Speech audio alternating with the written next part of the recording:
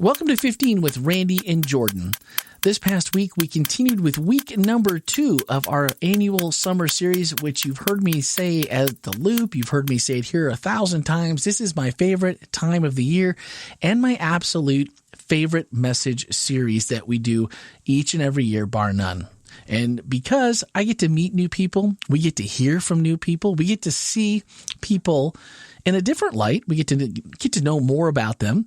We see people, we pass them in the hall, we see them at the coffee station, we see them sitting next to us, and we don't always take the initiative, which we should, to get to know people better and to find out what our commonalities are between us. So this week, Jordan and his brother David Vargas were our message bringers for the week in our new series, Navigating Change. This is week 2. Week 1 was Chad Hess. And if you missed last week's podcast, it went a little bit longer than normal, but being that May was Foster Care Awareness Month and Chad's journey and his transitions from becoming just who he was to this super dad and foster care champion with his wife, Susan, and their family, I'd ask you to just take a moment and go back and listen. It was full of a lot of good stories and a lot of relatable items that you can apply to your transitions as you navigate change. So Jordan, welcome and thank you for your message this week and opening up in front of everyone.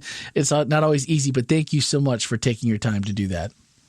Yeah, thanks for having me. There's nothing like just bearing out your vulnerabilities on stage for everyone to hear, right? Just peeling it back and just letting everybody see in. I love that was where your message went. It was finding peace in who I am becoming, which right off the bat says I don't really know, or I haven't gotten there yet. I'm still becoming something and someone that God is still working on. And I think so many times in Christianity, maybe more so than just your average person, where we feel like if we don't have it all together or if we don't have the answers, that somehow we are lesser or we are not part of the group, or we just don't want to admit that. And I found that your story where you talked about being uncomfortable alone and then realizing you were lonely, but not knowing why and how difficult that is. And I see that so often when people are trying to find their place even in a church community, we don't know how to be real enough with each other that the relationships don't turn into more than just being superficial. Because it takes, like you said, like going up on stage and just kind of laying it bare for people.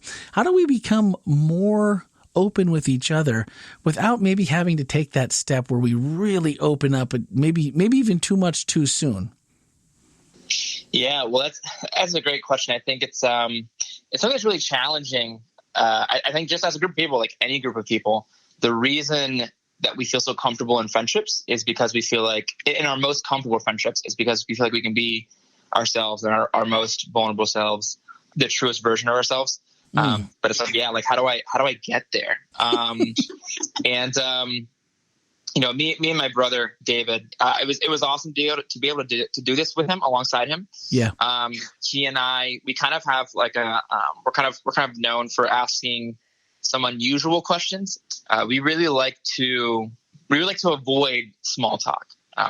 Just because. So, like for example, like one super common question that we might ask someone when you meet them, whether it's like at church or like a social gathering, is like, oh, what do you do for work?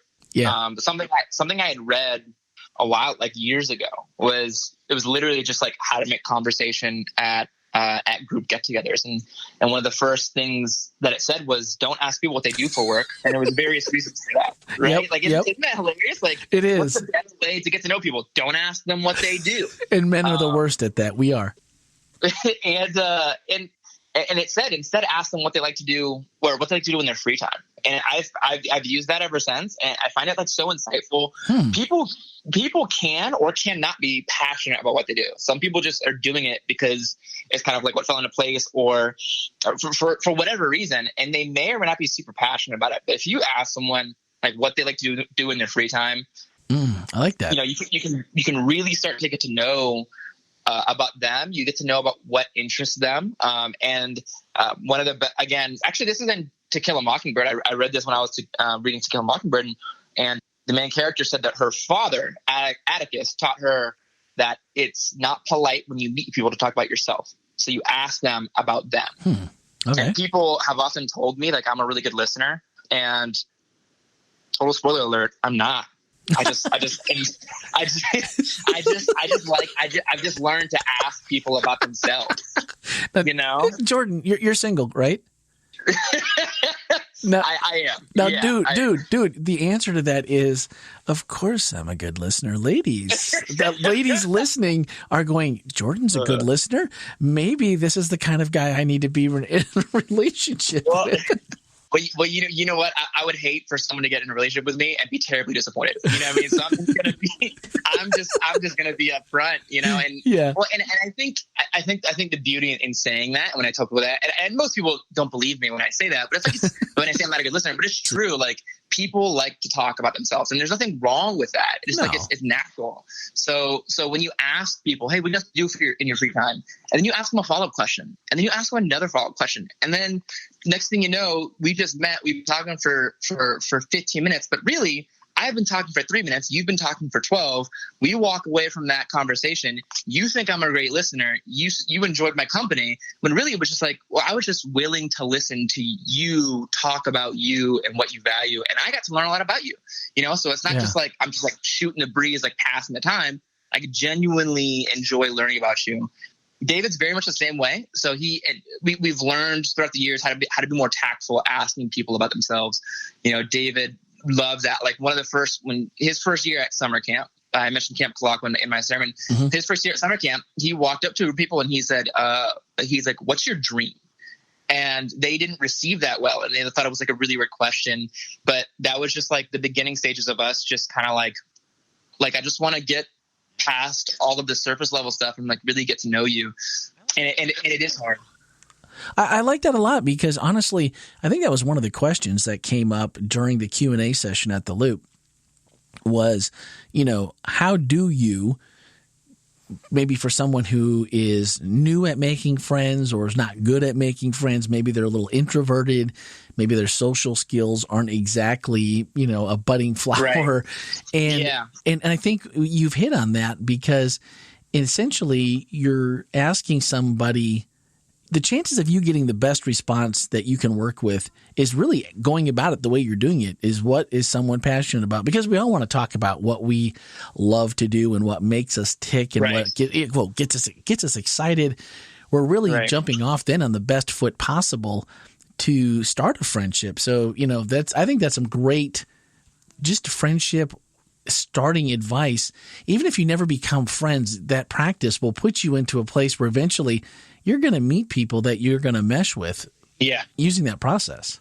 Yeah, absolutely. It's great foundational, I guess, points or bullet points to really just like take forward. Just, you know, like when you're getting to know new people, to ask them about them. And it's really hard. Like I think that's the thing that might be underrated about making friends is like, making friends it's hard because like we were talking about earlier, to become good friends with someone, to be good friends with someone, like you have to know them well. And my thing is, and I think that was a younger person watching that may have asked that question. And it's definitely like being in school presents its own challenges on its own. You know, like it's challenging in and of itself to build friendships. But it does take stepping out a little bit and being willing to listen to that other person. Yeah.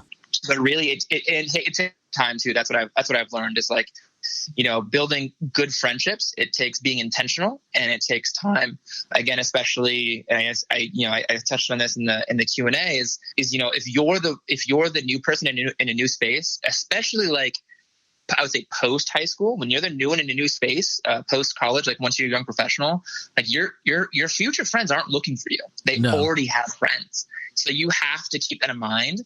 And even me moving to Orlando 2.5 years ago, it's like, okay, I want to, explore some churches and some friend groups.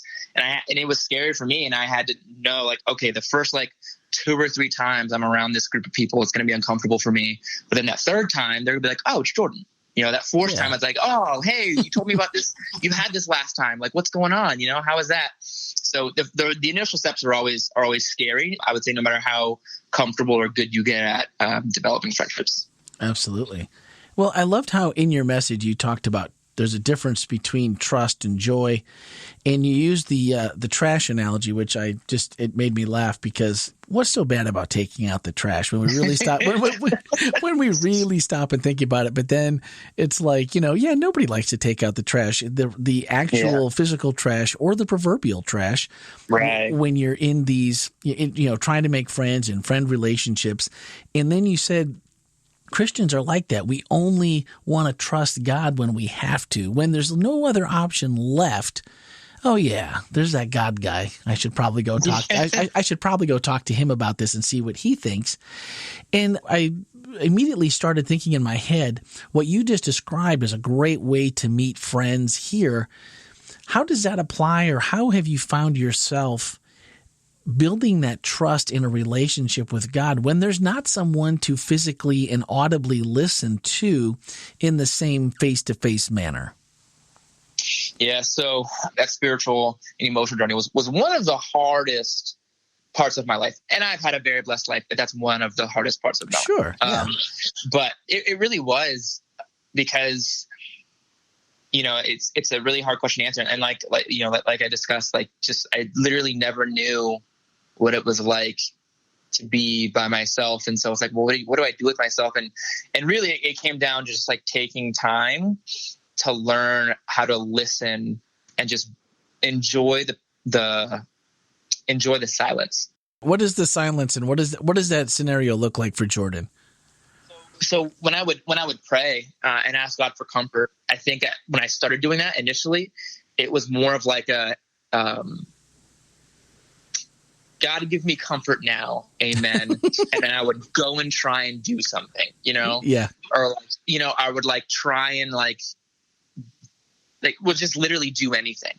But I learned, something beautiful about that quiet time, and something I didn't get to expand more on was like the silence and stillness. It's really just a perception thing, So I would pray, and I would just take time to just sit there. So my prayers stopped becoming, 2 minutes, 3 minutes, and they started becoming 10 minutes, 15 minutes, which doesn't sound like a super long time, except for when you're by yourself and you're not doing anything. It is, yeah, for sure. You're just praying, and then you're just sitting there.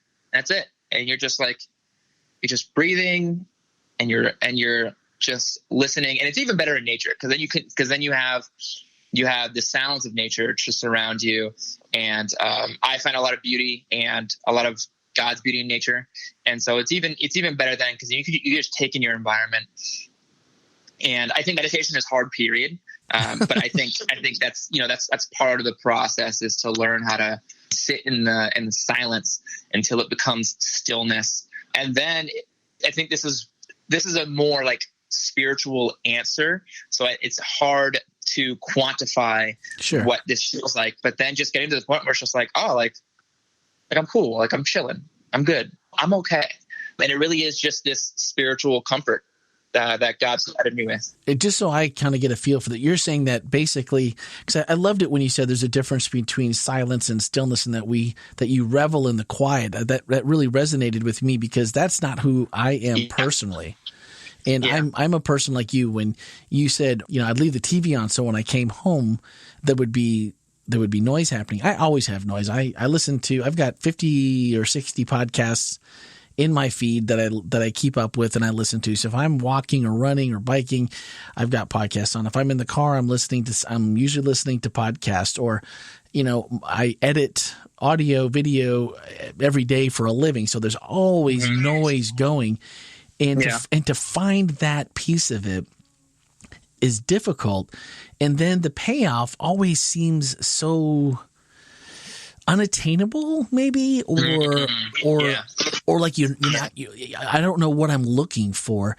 And so what you're saying is, or maybe what you said before, is it that because you find that time and you're just in that quiet, not necessarily that you maybe hear a actual voice of God, or anything like that, or maybe you do. I don't know. What is it about that brings you, like you said, I'm chilling, I'm here, and I'm there. What about that is the payoff or is the reward for you spiritually?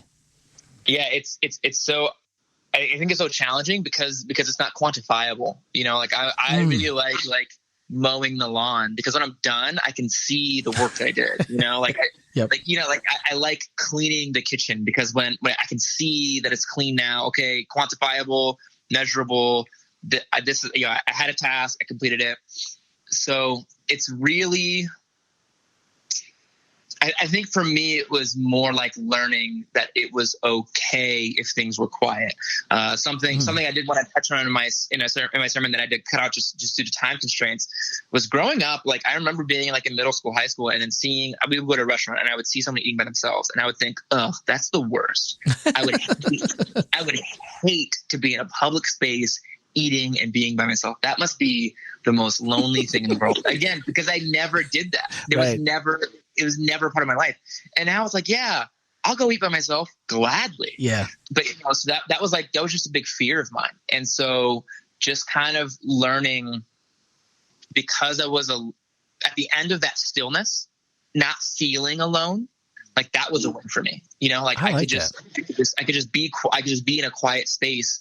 And after minutes, after a long time, after half an hour, at the end of that half hour, I didn't feel, oh man, I'm so lonely. It was just I just did something by myself for half an hour. And it is really hard. And then you asked what was the attainable part of it. But again, it's really hard, because I think it is hard to quantify. It wasn't like a voice. I didn't hear, an actual voice. I think each person has their own walk with Christ and what their spiritual journey looks like, and what hearing God sounds like. To me, it felt like fulfillment. I think it was just a win for me to be alone for 20 minutes and not feel empty inside. And to me, that was comfort that God was giving me, was just not feeling so alone after 20 minutes of silence, and learning to love it, and learning to use, instead of I think I filled that silence with fear of, well, man, I'm alone. What does that mean? Does that mean I have no value?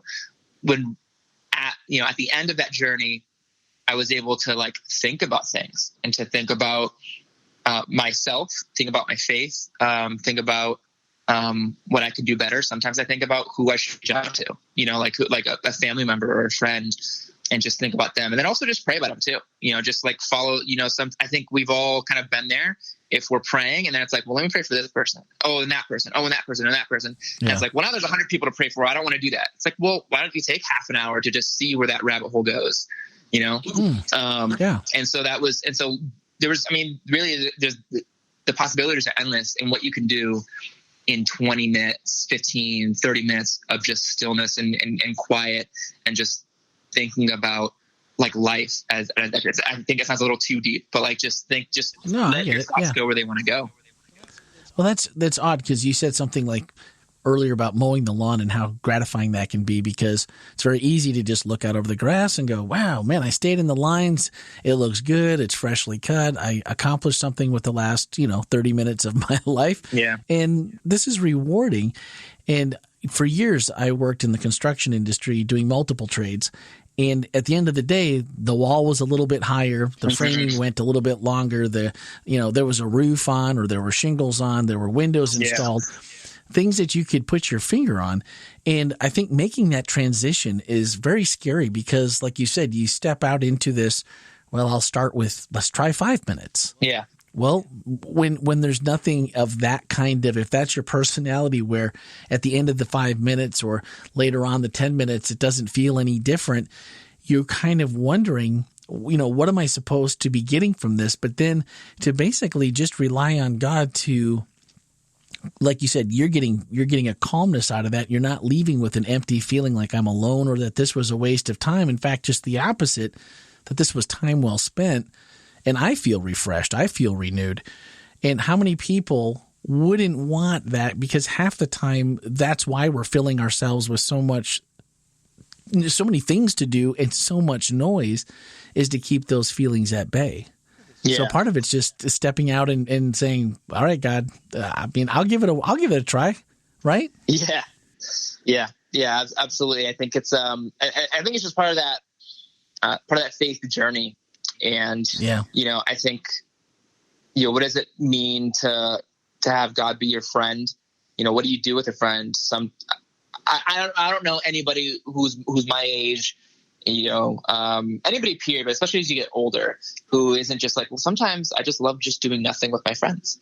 I just like just hanging out with them. I don't care what we do as long as we're together. So I would ask myself, like, do I feel that way about God? That's kind of like the revelation that I had, is like, well, does he, like, can I do that with God? And if I can't, then why not? And so, why can't I just sit in quietness for a period of time and just just enjoy my time with him? And really it was really important to me that I really, really strive for that. That's awesome. That's awesome. Hey, we're just about ready to wrap up here. Again, I think we've covered a lot of really, really good ground here.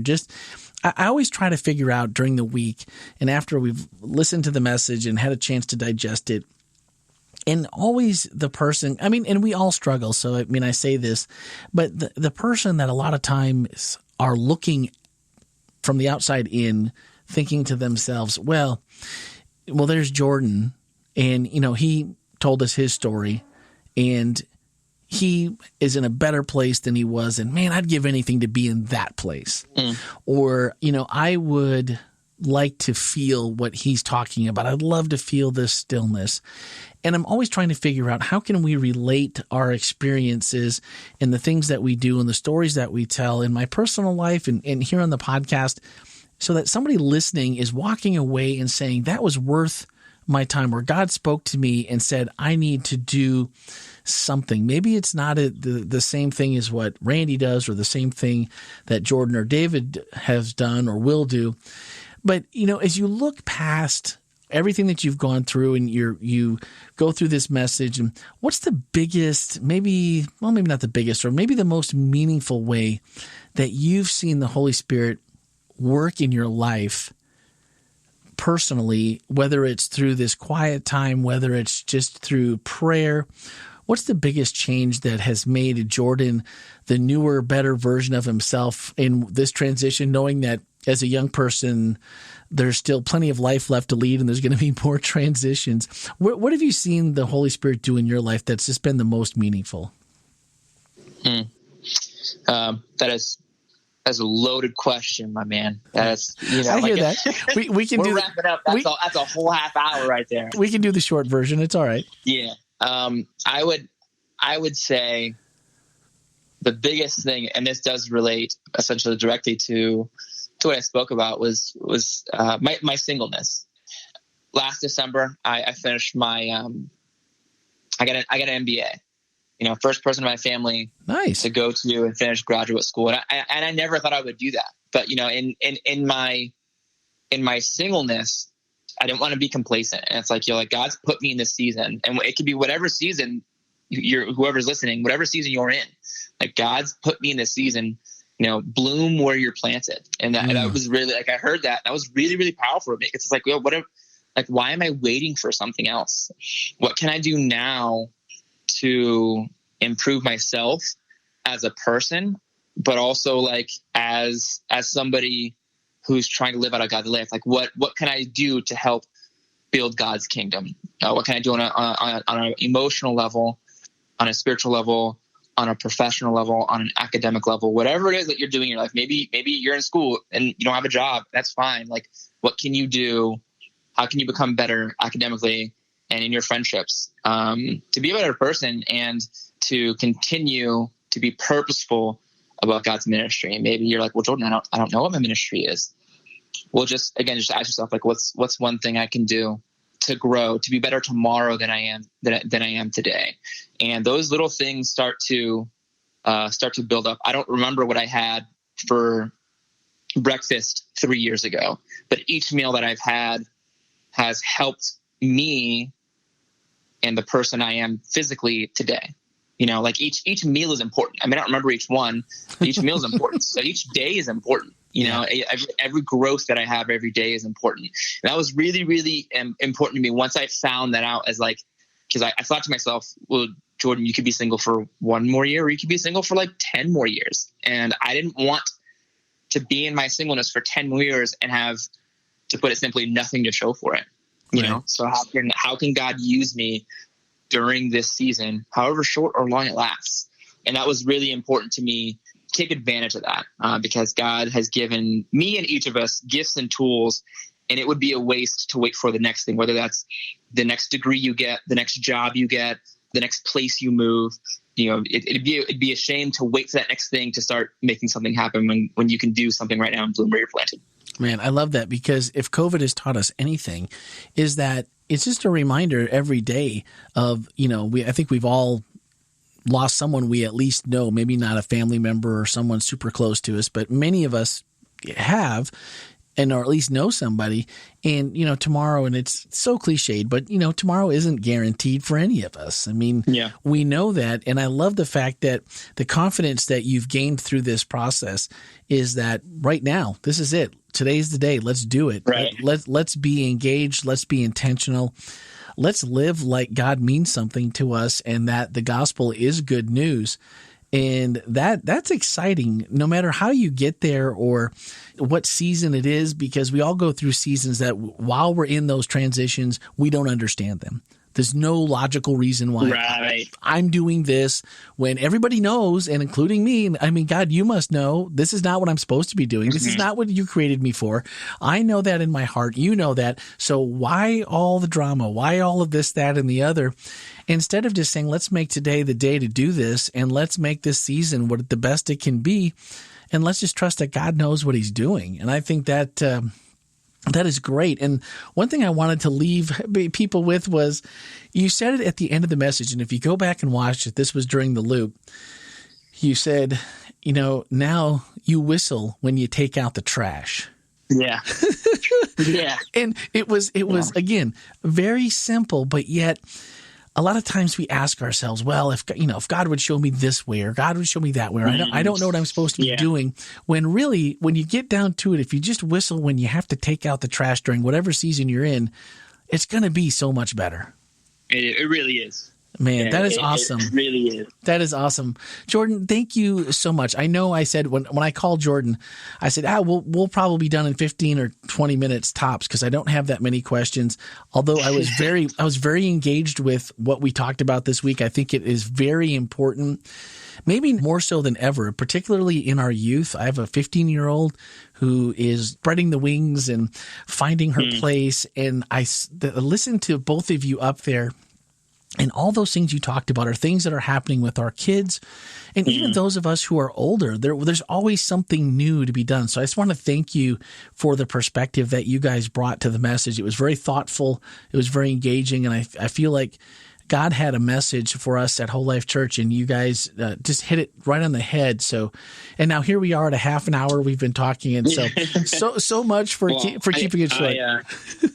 I love it. So thanks for connecting. I know David wishes that he could do this too. I know he would have loved it. I would encourage anybody, if they haven't, to go listen to the sermon, not for what he shared, because what he shared was my first time hearing that he struggled with his identity. Like he and I, we're very close. We're best friends. And so to hear someone I'm super close to talk about that for the first time, like that, it bummed me out. It made me sad. It's like, man, I love you, bro. Like, I'm sorry you ever felt this way, but it was really powerful. Like, and I think a lot of people can really resonate, especially as I've been at some of the things he discussed, with the Sabbath and his struggles there, but just identity. Oh yeah. I think a lot of us can really resonate, or that resonated with a lot of us. And so I would encourage anyone to go listen to what he shared. All right. So next week, coming up, we're going to have Jordan take over at the podcast, because he just took my next note. And he's feeling the flow. And he said, you know what I should do is I should tell everyone that if they missed the message last week, they should go ahead and check it out. Now, there are a couple of ways to do that. You can do that at wholelife.church, and you can click on watch the sermon. It'll be last week's until the new one premieres. Every Tuesday night, you can check out Speaking of Grace, our sister podcast, which includes the message from the previous week, or the current week as it were, and all of the takeaway questions that came along with it. Not even going to ask one of those this week. We're over time, so I'm not going to do it. But if you go to Speaking of Grace, all three of them are there, and they're great topics to talk about more about this subject with your friends, your family, people that you just have meaningful conversations with. And a lot of good can come out of it, because the more we talk about how we engage and how we listen for Christ, the better off we're all going to be, and the closer we're all going to be as a community of Christ.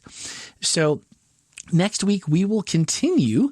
It will be Jo Newell, and the message will be Hard, Scary, Important, and Beautiful Change by Jo Newell. That will be next week as we continue on with transitions, navigating change, and continuing with our members series. So again, Jordan, and of course, we'll send you the link here so you can take a listen. I'd love for David to hear it, and maybe even during this week, if there's some time we could connect, maybe we'll do a bonus episode and just talk together and get his side, because even though the subject was together, it really was.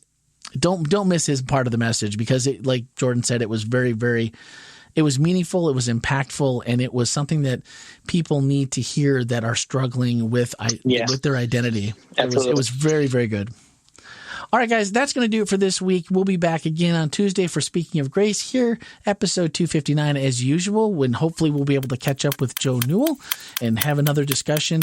So thanks for listening, everyone. Have a great week.